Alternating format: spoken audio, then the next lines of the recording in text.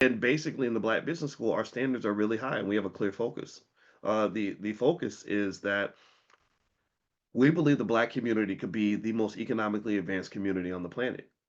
We believe that if we put as much time into our economics as we put into basketball, football, twerking, rapping, cooking, and whatever else, what other things we do, I think we could be the best on earth at this. I know these things, and so really, the idea at that point is, are you committed to the standard? Just like we talk about investing, are we investing in the standard? If you invest in the standard, then it becomes real. Things that you invest in become real. Things that you don't invest in disappear. They don't become real.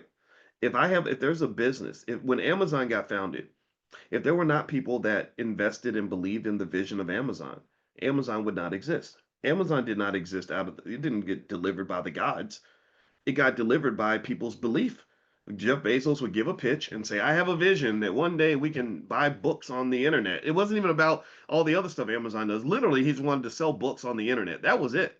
And he had 50 meetings, and each person invested like $25,000. They're all billionaires now, right? But he was literally begging people to give him $25,000, and he got the money, and then he got to work.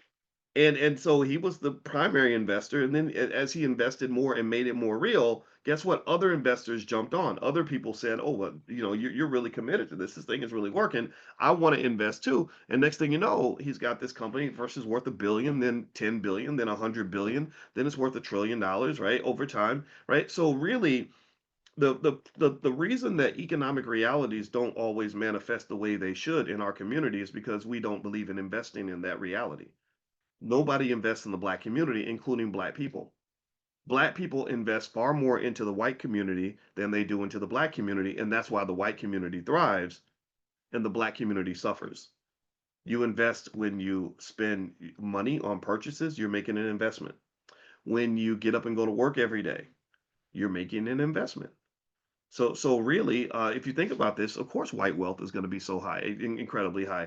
They have all their money and all their investors, and then they get us to invest too, because we believe in this idea of white supremacy. We're trained on this from a very early age. So when I come along as a Black guy, and I'm like, I got this thing called the Black Business School. We're built on the principles of Booker T. Washington, W.E.B. Du Bois, Dr. Claude Anderson, Dr. George Fraser, Harriet Tubman. Like, this is what we do. This is who we are. You'd be amazed how many Black people there are that they literally become frightened, who are just nervous about it. And it's typically a lot of times it might be Black folks that have jobs, and they have this feeling that if they identify too closely with what we do, that it's going to hurt them on their job, right? They might gain some respect for the fact that I taught at Syracuse University.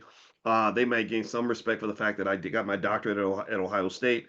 But then when I start saying, well, we should claim our wealth, we should own things, that's when you run into barriers. I think sometimes self-esteem is huge.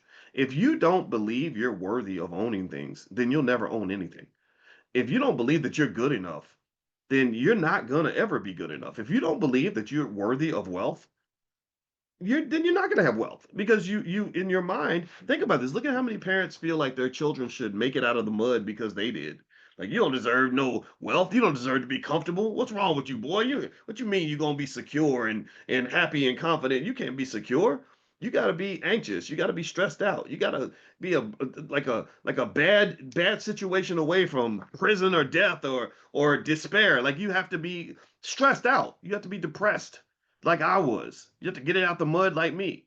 Well, if you get it out the mud, then your kids shouldn't have to get it out the mud, because you already got it out the mud.